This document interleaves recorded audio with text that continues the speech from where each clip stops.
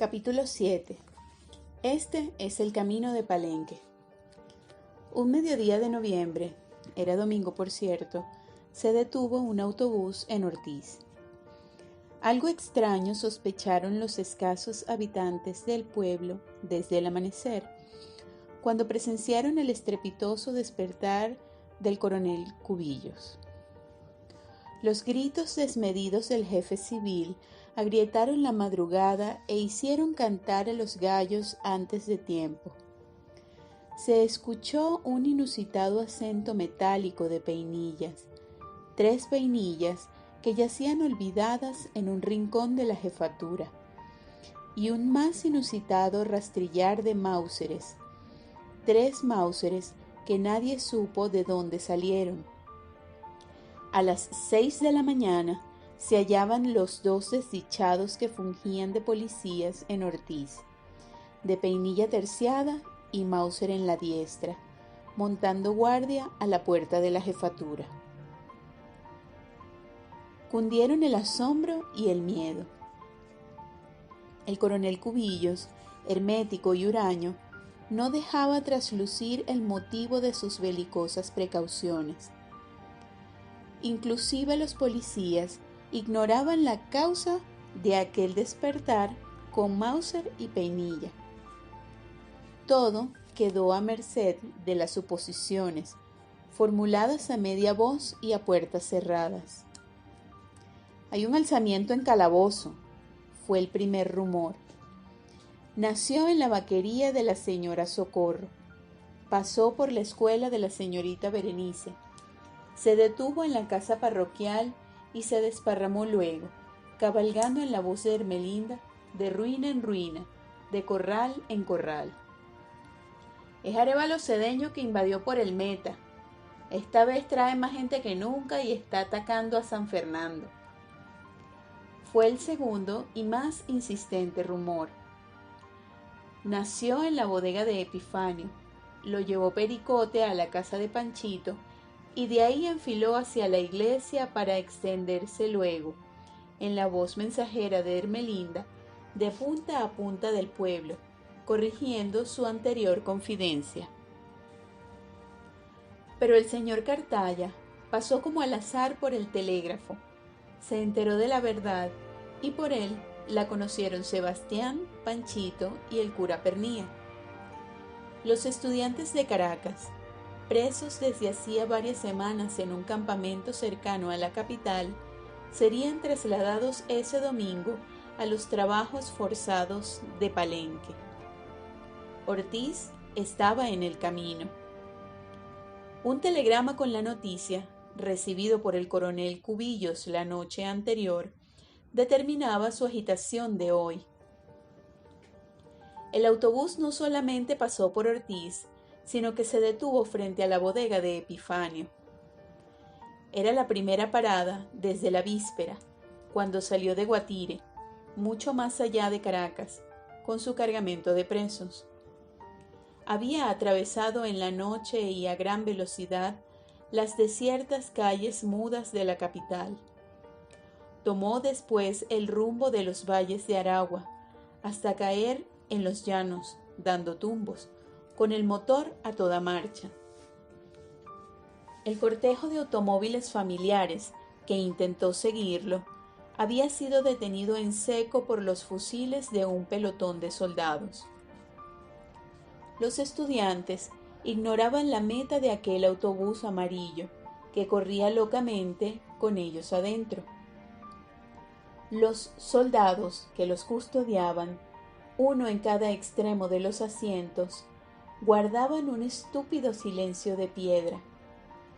El capitán, sentado junto al chofer, ni siquiera se volvía a mirarlos. Apenas daba signos de vida el coronel Varela, un tuerto vestido de civil, bajo cuya vigilancia se realizaba el traslado para gruñir órdenes concisas de tiempo en tiempo. Tan solo vislumbraron el destino que les aguardaba cuando el autobús abandonó la carretera que iba en busca del mar y torció bruscamente hacia los llanos. Entonces uno de ellos dijo simplemente: «Este es el camino de Palenque». Los demás comprendieron y callaron. El golpe de las ruedas en los baches, el trepidar asmático del motor, los latidos del corazón modularon largo rato el eco de aquellas palabras. Este es el camino de Palenque. Este es el camino de Palenque. Este es el camino de Palenque. El autobús que había cruzado, a la media luz subrepticia de la madrugada, pueblos con vida y campos sembrados, avanzó toda la mañana a través de un llano duro y desolado, sin casas y sin gente, hasta que surgió la silueta de Ortiz, bajo el desamparo del mediodía, y el vehículo se detuvo frente a la bodega de Epifanio. Bajaron todos, con las piernas entumidas, de la máquina polvorienta. Los 16 estudiantes presos, los 12 soldados con bayoneta calada, el capitán con el revólver en la mano, el coronel tuerto vestido de civil, el chofer. «¡Entren a la bodega!», gritó Varela. Entraron sin prisa. El cansancio y la sed gravitaban por igual sobre guardias y prisioneros. Llegó Cubillos con sus 2 policías y se puso a las órdenes del coronel Varela. Epifanio sirvió gaseosas de colores pálidos y destapó viejas latas de sardinas. El fonógrafo de la bodega, voz gangosa de indio borracho, corneta verde descascarada, chilló un merengue de otros tiempos. Un ritmo pegajoso, una canción zumbona en la cual se hablaba de la guerra del 14, de los triunfos alemanes, del cañón 42, del Kaiser. En los versos finales salía malparado el emperador. Eran muy jóvenes los 16 estudiantes presos. El mayor entre ellos, seguramente el de la barba tupida y negra de fraile español, no llegaba a los 25 años. Pero los otros, el de los tranquilos ojos azules, el de la aguda nariz hebraica, el de la pálida frente cavilosa, el de las pobladas cejas hirsutas, el regordete de los grandes anteojos, el mulatico de la boina, apenas habían cumplido 20. 3 hombres llagados y andrajosos los observaban con indolente curiosidad desde la baranda de la plaza. 2 chiquillos barrigones de narices mocosas y pies descalzos se acercaron hasta la puerta de la bodega y se quedaron mirando hacia el interior con ojos de asombro. Más tarde se aproximaron el señor Cartaya y Sebastián. Entraron con despabilada naturalidad a la bodega, compraron cigarrillos, hablaron con Epifanio de cosas del lugar. Y luego, en un descuido de los vigilantes, el señor Cartaya extrajo de sus bolsillos un frasco de quinina y se lo tendió al estudiante de la barba cerrada, uno a quien sus compañeros nombraban Clemente. «Les puede ser útil», dijo el viejo masón. En cuanto a Sebastián, se había acercado al estudiante mulato de la boina vasca. «Ese sombrerito no aguanta el sol», murmuró, y despojándose de su propio sombrero: «Mejor es que se lleve el mío, usted no sabe lo que es el sol del llano». Pero ya se acercaba el coronel Cubillos, con una dura ráfaga de indignación en el gesto. «Se prohíbe hablar con los presos», gritó a Sebastián. «No lo sabía», respondió éste a manera de excusa. «Pues sépalo», chilló Cubillos amenazante. «Perdone usted», intervino Cartaya conciliador. «Yo ni siquiera sabía que estos jóvenes estaban presos». Y salieron los 2 lentamente de la bodega, perseguidos por los ojos furibundos del jefe civil. El estudiante de la boina Se había puesto ya el sombrero pelo de guama de Sebastián como si fuera el suyo de toda la vida. El camión amarillento, 16 estudiantes, 12 soldados, un capitán de uniforme y el coronel tuerto vestido de civil, siguió por el camino de los llanos, dando tumbos entre los baches, levantando nubarrones de polvo reseco y caliente. En Ortiz quedó su huella perdurando largas horas. En la bodega de Epifanio, en la casa parroquial, en el patio de las Villena, en la escuela de la señorita Berenice, en la jefatura civil, no se habló de otra cosa durante todo el día. Pobrecito, sollozaba Ermelinda entre palmas marchitas de un domingo de Ramos y velas apagadas a medio consumir. Son casi unos niños, padre Pernía. Santa Rosa los acompañe. Dios mismo los acompañe, respondía el padre Pernía preocupado. Por el camino que se fueron no queda sino Palenque, que es la muerte. La muerte. Ese era el tema, la muerte. De los trabajos forzados de Palenque, moridero de delincuentes, regresaban muy pocos, y esos pocos que lograban volver eran sombras desteñidas, esqueletos vagabundos, con la muerte caminando por dentro. No regresarán, gruñía enfurecido el señor Cartaya en el patio de las Villena. Los matarán a latigazos y los enterrarán en la sabana. Hay que hacer algo, añadía Sebastián, apretando los puños, agobiado por la pesada certidumbre de que nada podían hacer. Panchito refirió cuanto sabía de aquellos presidios: Palenque, la China, el Coco. Su mujer lloró al escucharlo. Marta estaba embarazada y seguía siendo linda con su barriguita, su caminar pausado y su llanto por los estudiantes presos.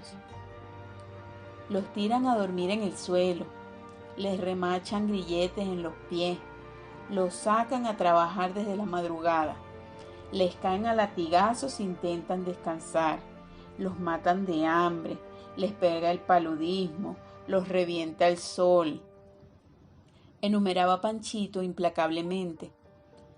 Y Martica se enjugaba las lágrimas en el extremo de la manga, como ayer, cuando él encontró una calavera en las bóvedas del viejo cementerio. Deben haberse puesto feas las cosas en Caracas, cuando mandaron a los estudiantes a morirse en Palenque, opinaba Pericote en la bodega de Epifanio. Mejor es que no te pongas a hablar pendejada, le aconsejaba el bodeguero. Si así tratan a los estudiantes, ¿qué dejan para nosotros? Y los dos se quedaron mirando en silencio el vuelo de una mosca gorda y verdosa que llegó atraída por el vaho de las sardinas rancias. ¿Qué se estarán creyendo esos cagaleche?, denostaba el coronel Cubillos en la jefatura, con el secretario y los dos policías como auditorio, que van a tumbar al general Gómez con papelito. En la carretera van a saber cómo se bate el cobre. Sí, coronel, musitaba rastreramente el secretario. Fusilarlo es lo que ha debido hacer el general Gómez para que se acabara la guachafita. Los pone en la universidad, les paga los estudios y ahora les salen con protestas. Son unos malagradecidos. Sí, coronel, volvía a decir el secretario. Pero el coronel se dirigía ahora a uno de los policías. ¿Usted se fijó, Juan de Dios, en el Sebastiancito ese de para, hablando bajito con los presos y con cara de arrecho, como si no le gustara que se los llevaran? Ese como que no sabe quién es el coronel Cubillo. Si me vuelve a jurungar, le pego un mecate y lo mando amarrado a Palenque para que aprenda a respetar. Como 2 y 2 son 4. Sí, coronel, repetía el secretario. En el autobús amarillento que corría desalado por los llanos, no se hablaba de la propia desventura, sino de la ya consumada desventura de Ortiz y su gente. No bien se perdieron en el polvo las últimas ruinas, uno de los estudiantes, el regordete de los grandes anteojos, exclamó: ¡Qué espanto de pueblo! Está habitado por fantasmas. Y el del sincero rostro redondo: y las casas, más duelen las casas, parece una ciudad saqueada por una horda. Y el mulato corpulento, estudiante de medicina: una horda de anófeles, el paludismo la destruyó. Y el de la nariz respingada y ojos burlones: pobre gente, se le nota que son buenos. Y el que llevaba el sombrero de Sebastián: la gente siempre es buena en esta tierra, los malos no son gente. Callaron un rato porque Varela los miró torcidamente después de esta frase. El autobús atravesaba un brazo de sabana amarilla, agrietada y áspera. Era un paisaje arañado por un árbol espinoso y polvoriento, ensombrecido por el esqueleto de una vaca, aún con piltrafas de cuero sobre las costillas. El de la cerrada barba dijo mucho después: y los niños de aquel pueblo tienen el color de la tierra que se comen. Y el retaco de la voz detonante: son saquitos de anquilostomo. Y el de las patillas de prócer: crecen descalzo, con los pies llenos de niguas. Y el del perfil autoritario: malditos sean los culpables. Varela volvió a mirarlos torvamente y callaron de nuevo. El autobús cruzaba un lecho seco de un río, dando bandazos entre los peñascos. Se arrastraba con dificultades por el suelo arenoso. Una paloma montaraz machacaba su acento melancólico entre las enjutas palmeras de la orilla. El de las pobladas cejas hirsutas dijo luego: qué hermosas fueron vivas aquellas casas muertas. Y el de los ojos inquietos bajo los lentes doctorales: fueron hechas con un sólido y sobrio sentido de la arquitectura. Y el de los tranquilos ojos azules: una casa sin puertas y sin techo es más conmovedora que un cadáver. Y el mestizo de bigotes mustios y gestos apacibles: será necesario levantarlas de nuevo. Pasaron un pequeño caserío y después El Sombrero, otra ciudad polvorienta. A la puerta de una choza taciturna ladró un perro cobrizo y esquelético. Desde la orilla del camino los vio pasar un jinete macilento sobre un caballo desvencijado. Comenzaba a caer la tarde pesadamente en un cielo cremoso, desagradable. Los presos dormitaban fatigados.